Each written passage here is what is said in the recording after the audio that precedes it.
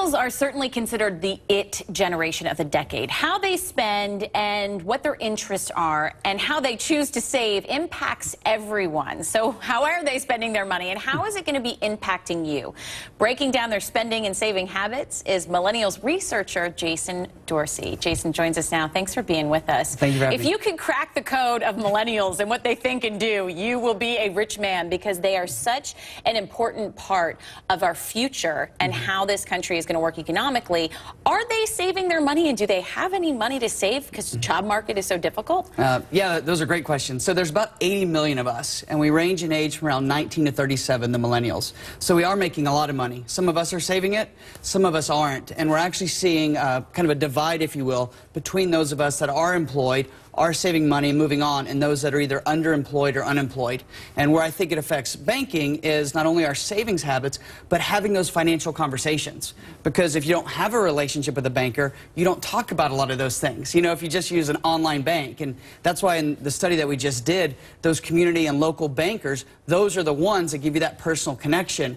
But it is strange because millennials, we don't show up to the bank, right? You know? Well, that's something that interested me when I was looking at your research. You found that more millennials want to meet the president of their local community bank than they want to meet the president of the United States? Yeah, that's basically... Is that because they're getting in more into small businesses and being more entrepreneurial? Yeah, the question we asked was specifically, who would you rather meet, the president of the local bank who just gave you a loan to start your dream business, or the President of the United States? And overwhelmingly, the answer was the president of the local bank, who you can imagine is not as hip as the president that we're all watching around on Air Force One.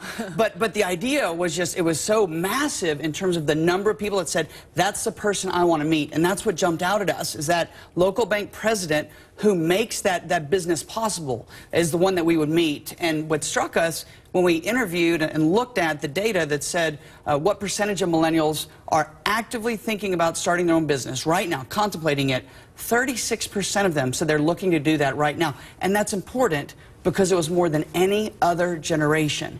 That's the thing. What does that mean for our future? If more millennials or of any generation are getting into a small business or starting their own business, what does that mean 20, 30 years from now? Well, it means a lot of things. I mean, first off, it shows that generations have changed, right? Baby boomers are taught, get a safe job, get a pension, get health benefits. You'll have Social Security, right? Now we know we won't have Social Security. Yeah. And millennials, non-millennials, we're thrilled to pay for everybody else.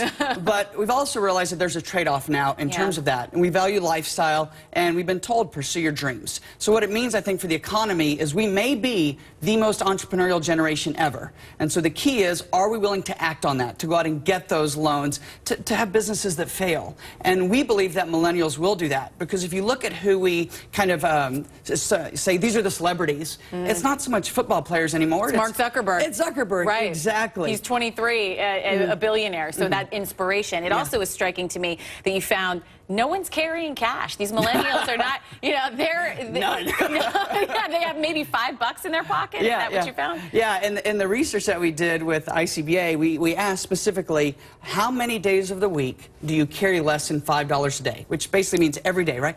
23% of millennials said they have less than $5 every day. And I'm sure it was zero, right? Part of the reason we're like, hey, Mom, can I get some money? Exactly. Right? Which our parents say, I never even feel comfortable using a credit card. That older baby boomer generation still is skeptical about that. Yeah. Do you think that cashless society is good for the economy?